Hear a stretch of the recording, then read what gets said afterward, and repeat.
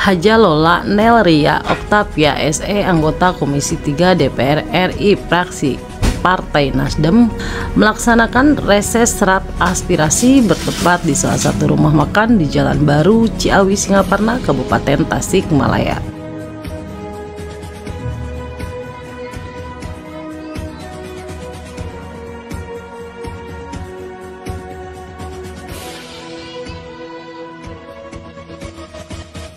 Menurutnya, hal yang paling krusial di tiap daerah khususnya adalah di bidang UMKM.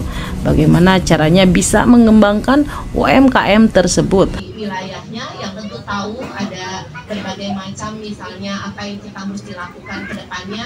Tujuan kita sama, antara lain adalah agar dari Jalan Baru, Ciawi, Singaparna, Kabupaten Tasikmalaya, Alex kameramen.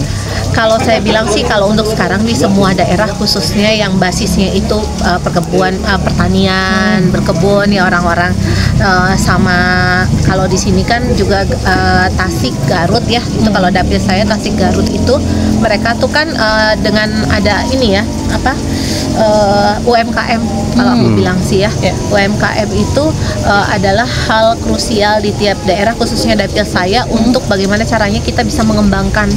Kayak kalau Tasik kan kain itu batik Tasik, kerajinan Tasiknya itu, kerajinan tangan, makanannya pun kan sebenarnya Tasik banyak ciri khas itu kan yang sekarang. Jadi kalau menurut saya sih emang yang krusial itu UMKM ya, kalau sekarang itu di kita itu bagaimana caranya kita ngembangin.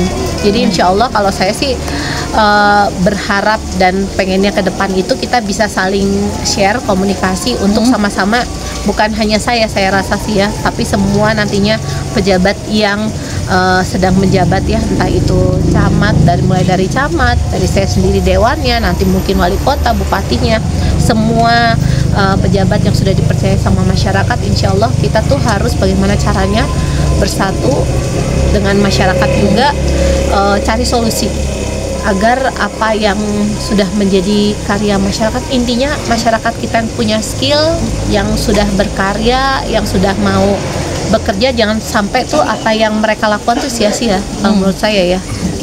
Kesulitan dari para UMKM itu ada dari marketing, Bu? Ya, nah itu memang kan saya rasa gini, kalau marketing itu kan intinya ruang lingkup. Jadi kan kalau misalnya hanya orang-orang di dalam aja yang saling bicara itu sudah bagus sih sebenarnya. Tapi kan alangkah baiknya makin banyak kepala, insya Allah kan makin banyak tuh nantinya dari mulut ke mulut, atau makin banyak nantinya bagaimana itu tugas-tugas nantinya orang-orang yang menjabat ya, udah harus jadi tugas saya untuk bisa mengembangkan atau mempromosikan apa yang menjadi ininya masyarakat kan, khususnya UMKM ya, itu yang harus kita bisa ini kan keluar ya. Nah, terakhir Bu Haji, tadi dalam penyampaian aspirasi ada terkait dengan hukum. Ini ada salah satu mungkin peserta ada menginginkan aja LBH. Nah, ini peran aktif LBH di Kota maupun Kabupaten Tasikmalaya sendiri. Ini dari Komisi 3 sendiri mendorong untuk implementasi hukum di masyarakat, itu seperti gimana, Bu Haji? Kebetulan saya di Komisi 3, maunya nanti itu akan banyak LBH itu bukan hanya LBH, tapi benar-benar LBH itu menjalani fungsinya untuk masyarakat, dan memang nantinya itu harusnya akan lebih banyak masyarakat itu tahu LBH. Kan sekarang ini hanya kadang-kadang masyarakat lihat kantor LBH atau hanya tulisan kan, lembaga bantuan hukum, tapi kan caranya melapor ke LBH itu bagaimana, seperti apa atau apa ya, itulah harusnya nantinya akan lebih banyak sosialisasi lagi untuk masyarakat lebih mengenal apa itu LBH, apa sih bantuan hukum, seperti apa hukum atau yang mereka bisa dapat, bantuan seperti apa yang mereka bisa dapat ketika mereka butuhkan. Itu tuh mesti lebih banyak kita mensosialisasikan seperti itu. Ya, termasuk para driver itu. Iya termasuk seperti itu. Makanya saya bilang driver kayak tadi itu kan, saya bilang driver itu, makanya aku bilang kadangkala driver karena diperintah sama kantor atau pihak yang meng-hire, sewa, main bawa aja tanpa mereka. Makanya aku bilang pertama kali yang mesti dilakukan adalah kamu mesti jaga keselamatan diri dulu. Kenapa sih? Apa ya mesti dijaga keselamatan diri? Apa? Mesti lihat, cek mobil yang dibawa itu seperti apa. Karena driver itu berhak loh. Mereka berhak dan punya hak untuk tanya kondisi kendaraan yang akan mereka bawa kepada pihak perusahaan yang memerintahkan atau mempekerjakan mereka, karena itu hak mereka untuk selamat. Itu dulu deh. Kalau nanti kendaraan bagus, kendaraan dilihat itu oke, semuanya oke,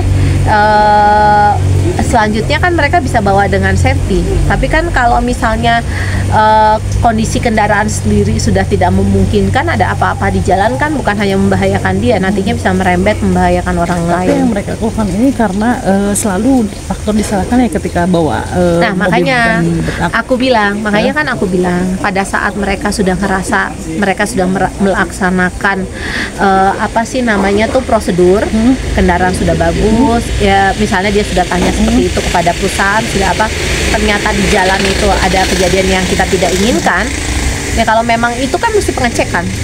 Itu kesalahan ada di mana. Kalau ternyata itu karena mesin atau karena apa, makanya saya bilang itulah makanya saya bilang tadi, saya yang akan berdiri di depan mereka bergandengan tangan untuk menuntut pihak perusahaan yang tidak bisa menjaga atau maintain kendaraannya dengan baik, sehingga membahayakan bukan hanya pengemudi, orang lain juga dibahayakan kan gitu.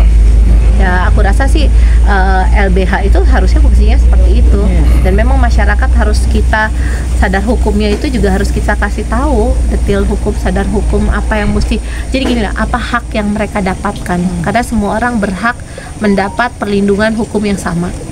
Masyarakat